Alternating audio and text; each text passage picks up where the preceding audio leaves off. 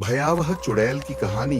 सुनसान गांव के किनारे घने जंगलों के बीच एक टूटा फूटा जर्जर घर खड़ा था। लोग कहते थे कि वहां एक चुड़ैल का बसेरा है।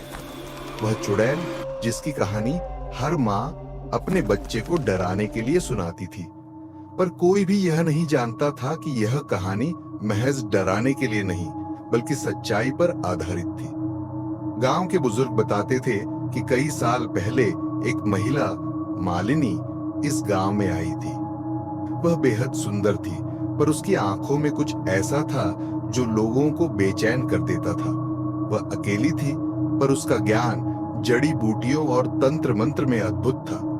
जल्द ही गांव के लोग उसके पास अपनी बीमारियों और परेशानियों का समाधान लेने जाने लगे।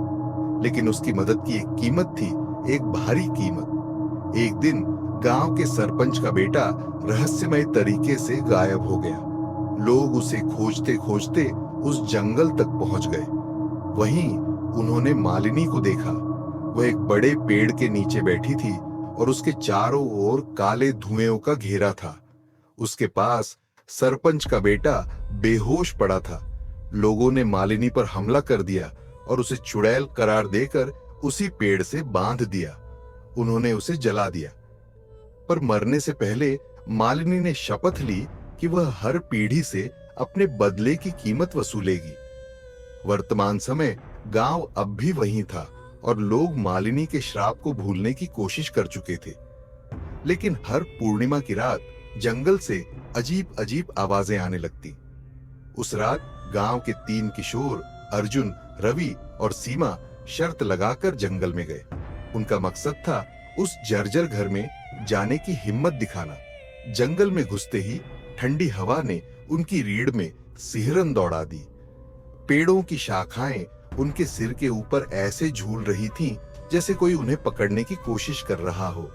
जैसे जैसे वे आगे बढ़े उन्हें घर दिखने लगा। घर की खिड़कियां टूटी हुई थीं और वहां से धीमी धीमी हंसी सुनाई दे रही थी। अर्जुन ने दरवाजा खोला। अंदर घुप अंधेरा था। अचानक दिए की लौ जल उठी। सामने एक परछाई थी। यह परछाई किसी इंसान की नहीं थी, यह मालिनी थी।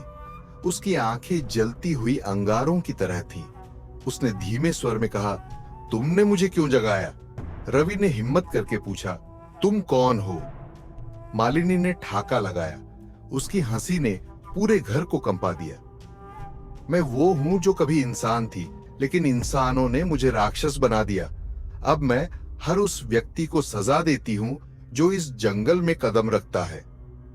अर्जुन, रवि और सीमा पीछे हटने लगे, पर तभी दरवाजा बंद हो गया। कमरे में काले धुएं का गुब्बार फैल गया। मालिनी की परछाई ने आकार लिया और उनके चारों ओर चक्कर काटने लगी। सीमा चीखी, हमें जाने दो, हमने कुछ नहीं किया।